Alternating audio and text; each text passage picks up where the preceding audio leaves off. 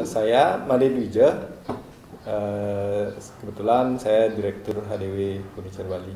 Perkenalkan, nama saya Gusman, saya divisi interior, saya Head of Design dari HDW Furniture Bali. Halo, perkenalkan saya Dwipa dari divisi lapangan. Oke, selamat siang. Perkenalkan saya Putra Perdana, saya dari HDW Furniture. Saya di divisi desain interior.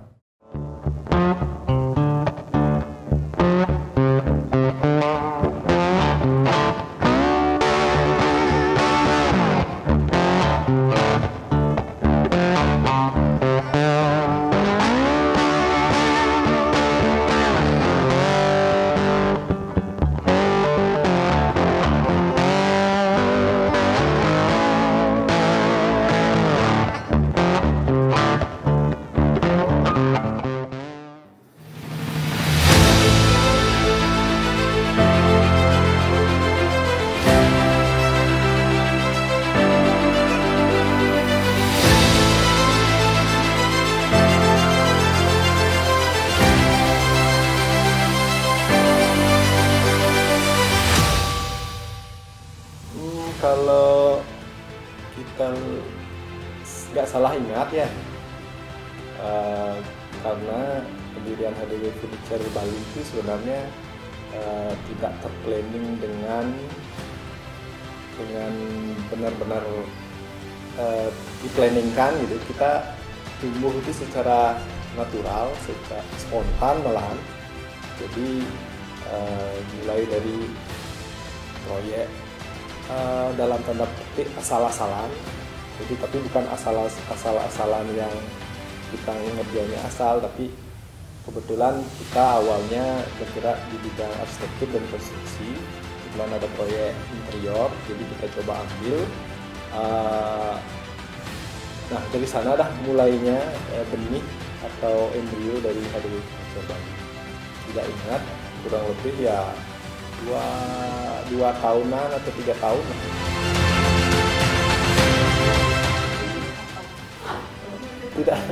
Tidak ada HDW Furniture Bali sebenarnya tidak ada kepanjangan, jadi nama itu keluar begitu saja.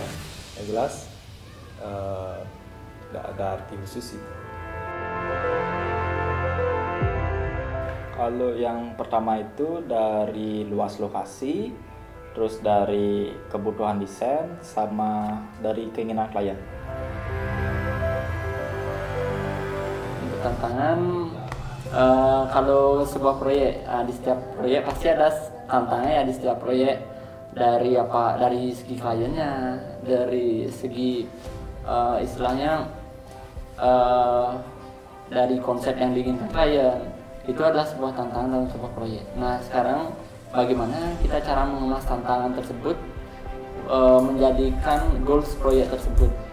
Nah itu sebagai tantangan utamanya. Itu sih kalau menurut saya.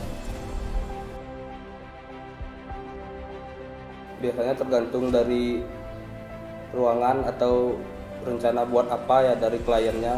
Seperti misalnya kalau kamar, kita tanya ukuran bednya dan lemarinya membutuhkan berapa untuk baju lipat, untuk baju gantung, dan mungkin untuk kalau kitchen biasanya kita tanya untuk penempatan seperti kompor, baksing atau tempat cuci piring, tempat sendok, tempat piring, dan juga mungkin ukuran-ukuran dari equipment yang akan digunakan di dapur tersebut.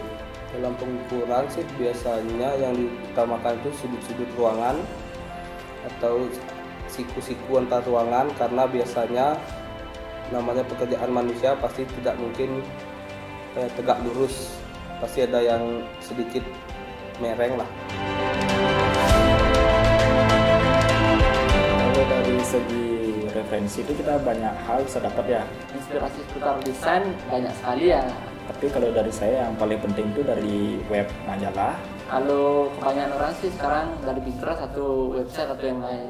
Kedua itu dari teman-teman kantor. Kita tuh saling sharing-sharing untuk desain. Tapi kalau saya sendiri, saya lebih enak itu jalan-jalan. Misalnya sekarang ada kafe baru yang desain arsitek terkenal, yang menyempatkan waktu jalan-jalan ya, walau beli cuma kick atau cuma es teh gitu misalnya, tapi kita dapat merasakan desain dia. Itu lebih penting menurut saya. Menurut saya itu penting karena setiap desain itu memiliki karakternya masing-masing. Nah, kalau karakter itu sangat penting. Setiap desain harus memiliki karakteristik yang beda lah. Setiap desainer memiliki karakter yang berbeda. Kalau itu memberi cerminan terhadap desain. Karena kalau desain tidak memiliki karakter, desain itu terasa hambar dan itu saja. Dan itu sangat penting dalam desain. Ciri khas saat ini lebih ke banyak ke yang minimalis karena mungkin mengikuti tren yang lagi berkembang. Tapi kalau untuk gaya desain mungkin seperti tadi. Kalau gaya desain yang pertama yang paling banyak mungkin minimalis. Belakangan ini sudah mengarah ke klasik atau kolonial karena kebutuhan desain sekarang ini mencakup lahan sempit yang paling banyak ya yang diminati oleh klien sesuai dengan selera owner juga sendiri. Nah, bagaimana kita menyikapinya itu? Jadi kadang-kadang kalau minimalis orang bosan dengan minimalis, jadi beralih dengan modern dan modern klasik. Kalau klasik cenderung ruangan atau area desainnya lebih luas yang dicakup. Dan itu ada industrial yang mengarah ke desain seperti pabrik atau mengadopsi dari unsur-unsur pabrik. Itu kalau industrial itu lebih ke arah kafe. Habis itu kalau sekarang ada di interior hotel juga ada.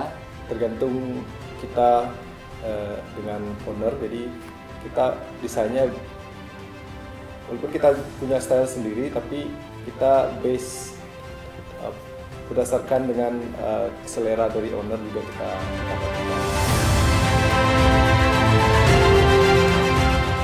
sebenarnya konsep besar kami dalam melayani klien itu adalah Pertama itu kita pahami, resapi, dan kembangi. kebahagiaan bagi klien itu sendiri. Kita memberi servis revisi desain. Jelaskan secara terperinci setiap desain. Setelah itu ergonomisnya. Yang penting semua yang telah kita jelaskan itu sesuai dengan keinginan klien. Itu yang menjadi dasar dalam kami untuk melayani, mulai dari menerima order, proses pendesain, proses pengerjaan furniturnya. Dari hasil survei yang dilakukan oleh tim survei kami, Kita biasanya mengecek dari bahan yang digunakan apakah sudah sesuai dengan permintaan dari klien. Dari pencernaan desain awal kita menangkap masukan dari klien. Setelah itu ada revisi tentunya kita sesuaikan dengan baik, mencakup waktu revisi juga cepat seperti itu agar tentunya klien puas dengan desain. jelaskan desain kita secara terperinci dan ergonomisnya juga harus jelaskan. Bagaimana kita memberi pengertian ke klien dan memberi servis yang terbaik tentunya. Saat ini berfokus di custom furniture yang menggunakan bahan dasar plywood dengan finishing HPL. Klien memahami yang maunya klien itu seperti apa. Furniture yang kita kerjakan saat ini dari kitchen set, TV cabinet, lemari pakaian, pan, nakas, Jawa Staffel, dan lain sebagainya. Nah itu biasanya kalau klien itu ketika mengorder desain gitulah dibilang pasti tidak sabaran. Yang paling penting itu adalah fast response. Kalau kita nggak fast response itu biasanya akan mengurangi kepercayaan diri klien kepada kita. Kita membantu untuk mewujudkan impian klien. Jadi kalaupun misalnya klien saat ini belum memiliki referensi, kami dengan senang hati membantu mencarikan beberapa referensi yang mungkin bisa klien pilih untuk memahami keinginan mereka sendiri. Karena klien itu belum memahami keinginan mereka, tapi setelah kita kasih beberapa referensi, baru mereka sedikit demi sedikit memahami keinginan mereka. Kalau di HDW Furniture ini setiap desain yang keluar tentunya diseleksi atau dicek dulu oleh desain interior kita, ada Pak Gusman. Kalau ada perubahan dari desain awal dengan konsumsi di lapangan, Biasanya sih kalau ada kerusakan di tengah jalan, untuk pengerjaannya pasti itu kita akan servis. Kalau misalnya memang perubahannya itu tidak mengakibatkan biaya yang besar, itu biasanya kami berikan secara gratis karena sebagai bagian dari pelayanan kami untuk membahagiakan klien. Nah, kalau misalnya ada efek yang mengakibatkan biaya yang ditimbulkan itu besar, kita akan bicarakan kembali dengan klien. Dan kita akan minta waktu lebih lagi kepada klien. Memunculkan suatu desain yang menarik itu nggak bisa sekali, pasti ada prosesnya. Kita nikmati proses itu bersama klien, dan tentunya klien pasti bakal mengerti bagaimana suatu proyek itu ada proses, tidak instan. Kadang-kadang kalau pandangan orang awam membuat istilahnya kitchen set atau istilahnya meja belajar itu tinggal blok seperti itu, tapi bukan. Ada hal-hal khusus yang perlu dipahami dan dipelajari sampai proses serah terima. Jadi semua bertujuan untuk kebahagiaan klien. Nah, khusus untuk proses desain sendiri, jadi kalaupun klien ada referensi atau apa, yang penting kita tujuannya untuk membuat klien itu happy. Untuk suatu proyek estimasi 2-3 hari.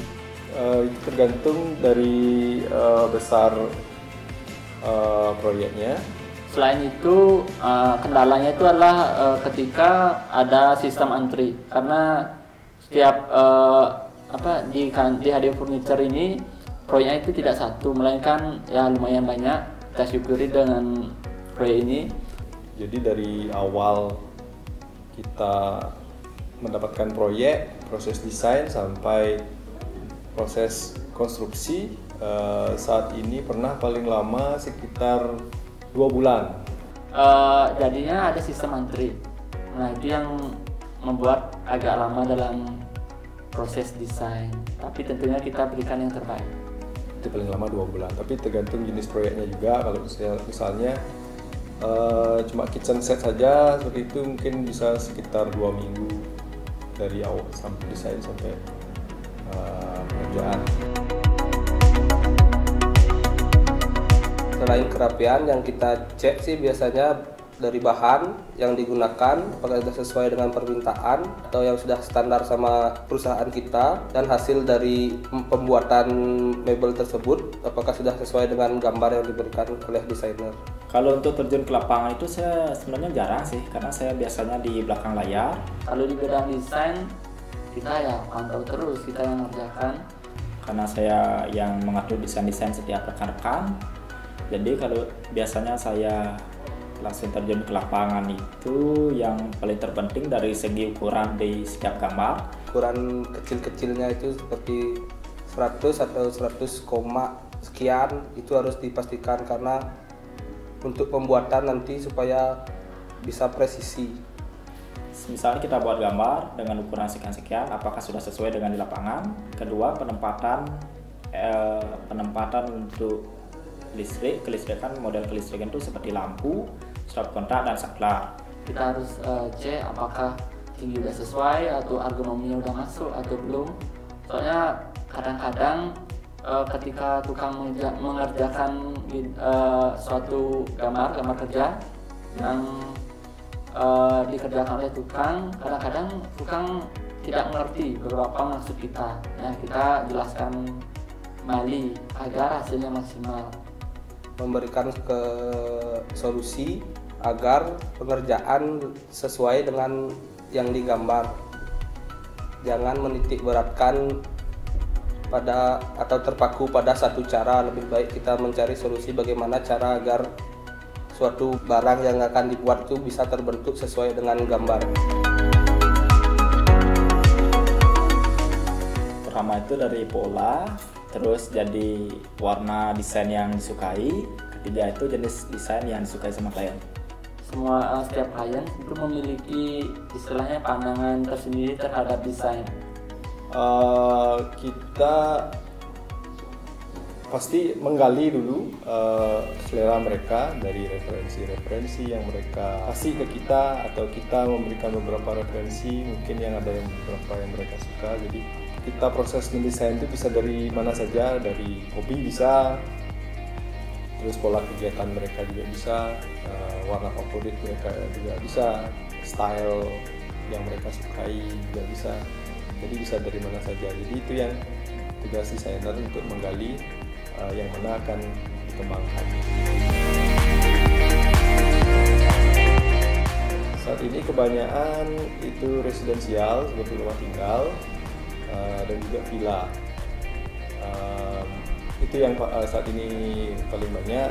Juga ada dormitory juga ada. Nanti kedepannya pasti ada proyek-proyek lain yang seperti fasilitas umum, bank, dan lain sebagainya. Tapi saat ini masih di residensial, rumah tinggal atau villa. Kalau komplain sih sering. Kalau dari teror itu saya udah sering ngalamin sih. Biasanya sih setiap klien kan pasti berbeda-beda standar. Karena setiap klien itu kan beda-beda, ada yang bisa sabar, ada yang bisa nggak sabar. Dengan cara mengikuti apa yang diinginkan oleh klien. Cara menangani itu pertama sebenarnya harus relax, terus kita tanggapi dengan sabar. Bila ada yang perlu diservis kita langsung servis. Bila ada yang perlu diganti kita ganti. Biasanya itu dari beberapa klien yang nggak bisa sabaran dari dalam segi desain. Pasti kita akan selalu memberikan hasil yang terbaik untuk kliennya. Itu cara nanganinnya biasanya kalau dari saya itu memberi pemahaman. Karena setiap desain itu kalau misalnya kita langsung buat desain secara cepat, hasilnya kan tidak sesuai mungkin. Kalau dia memberikan waktu kita lebih, kita akan memberikan desain yang sesuai dengan keinginan dia. Untuk pembayaran jasa, kita sebenarnya berfokus di pengerjaan furniturnya.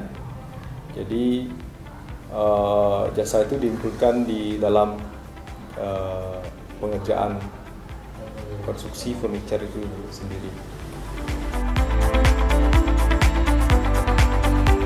Dunia mebel sih hampir sama ya kerjaannya seperti di dunia kontraktor atau sipil di bangunan, karena itu juga pengerjaannya seperti kita dari bahan. Bila kalau bahannya dipakai yang kurang atau yang tidak bagus, mungkin hasilnya yang akan membuat kurang maksimal. Untuk mengerikannya sih mungkin bisa dibilang tidak. Kalau 3D semakin sering kita ambil, kemampuan kita semakin bertambah. Karena kalau dalam 3D itu kebanyakan sistem hafalan atau ya ingatan lah bisa dibilang. Kalau semakin sering terlatih, tentunya ya model apapun bisa kita buat. Selain itu teknologi, kalau sekarang ada ya aplikasi juga banyak mencakup 3D, ada 3D Max, ada SketchUp, ada kalau rendering ada Corona, ada Enscape, Lumion atau yang lain. Itu gampang pelajari melalui YouTube atau aplikasi yang lain, gampang. Yang penting kemauan. Tips ini menurut saya pribadi, pertama itu harus percaya diri dan relax. Kedua itu banyak-banyaknya nyari referensi, mungkin dari web, mungkin dari kita jalan-jalan ke setiap restoran, tempat-tempat villa atau hotel-hotel. Terus ketiga itu jangan pernah takut untuk mengembangkan desain yang kita miliki. Walaupun desain kita terlihat aneh menurut orang-orang, itu kan menurut pandangan sebagian orang, tapi untuk menurut pandangan masyarakat luas tuh mungkin desain kita akan bisa memasuki pasaran. Kualitas barang yang bagus dan harga yang bersaing gitu.